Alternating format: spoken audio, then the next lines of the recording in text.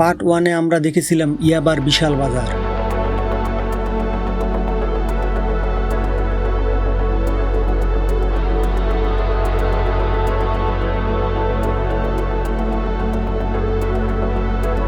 প্রশ্ন ছিল এত ইয়াবা আসছে কোথা থেকে। পার্ট 2-তে অনুসন্ধান করব পাচারের পথ ও অভিযান, কিভাবে মায়ানমার থেকে টেকনাফের নাফ নদী পেরিয়ে ঢাকায় এবং সারা দেশে ছড়িয়ে পড়ছে ইয়াবা।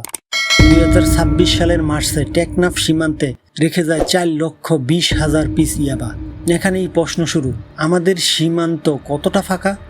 মায়ানমার থেকে ইয়াবার সবচেয়ে বড় রোড নাফ নদী। শুধু নদীপথ নয়, সমুদ্রপথও ব্যবহার করছে চক্রটি।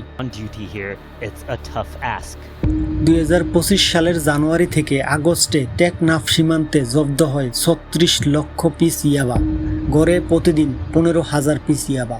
মায়ানমার থেকে বাংলাদেশে ইয়াবা ঢুকার অন্তত 20টি পয়েন্ট রয়েছে।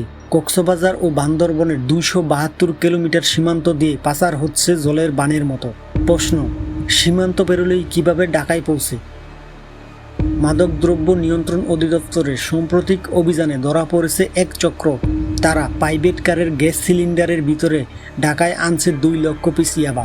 শুধু গাড়ি নয়, স্লিপার বাসের গোপন কামরায় লুকানো ইয়াবাও জব্দ করেছে পুলিশ। কক্সবাজার থেকে ঢাকাগামী এক বাস থেকে উদ্ধার হয় 10,000 পিস ইয়াবা।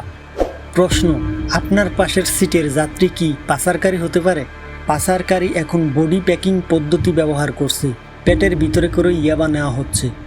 চট্টগ্রামের সাতকানিয়ায় র্যাবের অভিযানে ধরা পড়েছে 4 রোহিঙ্গা, তাদের পেটে ছিল 19,500 পিস ইয়াবা। প্রশ্ন, এত ঝুঁকি নিয়ে কেন এই পদ্ধতি? চিকিৎসকদের মতে পেটের ভিতরের প্যাকেট ফেটে গেলে সঙ্গে সঙ্গে মৃত্যু। তবু পাচারকারীরা বেছে নিচ্ছে এই পথ, কারণ একদিনেই কয়েক মাসের আয়। টেকনাফে কোস্ট গার্ডের অভিযানে ধরা পড়েছে 50,000 পিস ইয়াবা, যার মূল্য 2,55,00,000 টাকা। প্রশ্ন, এত বিপুল উদ্ধার সত্ত্বেও পাচার কমছে না কেন? টেকনাফ থেকে ইয়াবা ঢাকায় পৌঁছালে ছড়িয়ে পড়ে রাজধানীর ওয়ারি, যাত্রাবাড়ি ও উত্তরা এলাকায়। পাইকারি কারবারিরা এই ঘনবসতিপূর্ণ এলাকাগুলোকে হাব বানিয়েছে।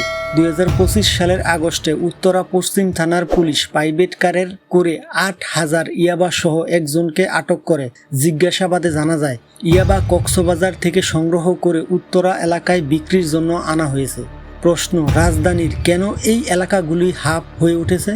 কারণ ওয়ারি ও যাত্রাবাড়ি ঘনবসতিপূর্ণ, সহজেই গোপন রাখা যায়। এবার দেখি পুলিশ, র্যাব ও বিজিবি যৌথ অভিযানে কতটা সফল। শুধু পুলিশ নয়, র্যাব, বিজিবি ও কোস্টগার্ড একসঙ্গে মাদক বিরোধী অভিযান চালাচ্ছে। গত এক মাসে বিজিবি সীমান্তে 134 জন চোরা চালানি ও 281 জন বাংলাদেশি নাগরিককে আটক করেছে। কিন্তু সাফল্য সীমিত, কারণ সিন্ডিকেটের মূল হোতারা ধরা পড়ছে না। প্রশ্ন, কারা এই সিন্ডিকেট নিয়ন্ত্রণ করে? গোয়েন্দা তথ্য মতে ইয়াবা পাচারকারীদের তালিকায় আওয়ামী লীগের 11 ও বিএনপির 48 রাজনীতিকের নাম রয়েছে। যতদিন রাজনীতিক আশ্রয় থাকবে ততদিন থামবে না পাচার। এবার দেখি জামিনের ফাঁক কিভাবে পাচারকারীদের বাঁচিয়ে দেয়। একটি বড় সমস্যা হলো জামিনের সহজলভ্যতা। অধিকাংশ মাদক মামলার আসামিরা জামিন পেয়ে যায়, আবার মামলা নিষ্পত্তি হতে গড়ে 3 থেকে 5 বছর সময় লাগে। প্রশ্ন, আসলে দোষররা ধরা পড়ছে না কেন?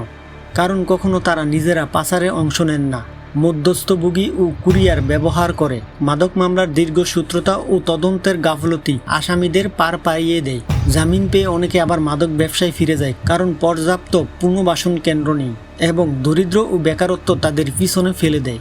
এবার আইনের কঠোরতা ও শাস্তির বাস্তব চিত্র দেখি। মাদকদ্রব্য নিয়ন্ত্রণ আইন 2018-এ ইয়াবা পাচারের সর্বোচ্চ শাস্তি মৃত্যুদণ্ড। গত 17 মে মতিঝিল থেকে 28,000 ইয়াবার উদ্ধারের ঘটনায় পাচারকারী নাজিমউদ্দিন যাবজ্জীবন কারাদণ্ড পেয়েছেন। কুমিল্লায় লবণের টাকে ইয়াবা পাচারের দায়ে ট্রাক চালক সাদ্দাম হোসেন হাজারীকে ও যাবজ্জীবন দেওয়া হয়েছে। প্রশ্ন, আইন থাকা সত্ত্বেও পাচার কমছে না কেন?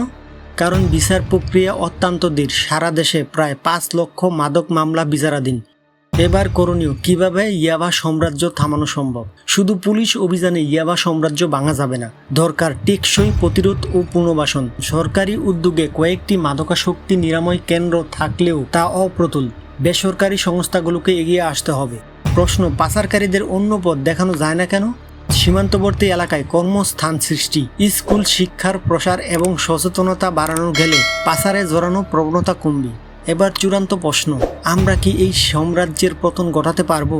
পার্ট 2-তে আমরা দেখলাম ইয়াবা কিভাবে নাফ নদী পেরিয়ে প্রাইভেট কারের সিলিন্ডার ও মানব পেটে করে ঢাকায় আসছে এবং সেখান থেকে সারা দেশে ছড়িয়ে পড়ছে। র্যাব, বিজিবি, পুলিশ ও কোস্টগার্ডের অভিযানে জব্দ হচ্ছে বড় চালান, কিন্তু মূল সিন্ডিকেট অক্ষত। প্রশ্ন, এই চক্র ভাঙ্গা কবে থামবে? উত্তর নির্ভর করছে রাজনৈতিক সদিচ্ছা, দ্রুত বিচার ও পুনর্বাসনের উপর। যতদিন আইনের ফাঁক ও রাজনৈতিক আশ্রয় থাকবে ততদিন ইয়াবা সাম্রাজ্য টিকে থাকবে। প্রশ্ন, আপনি কি এই যুদ্ধে একজন সৈনিক হতে চান?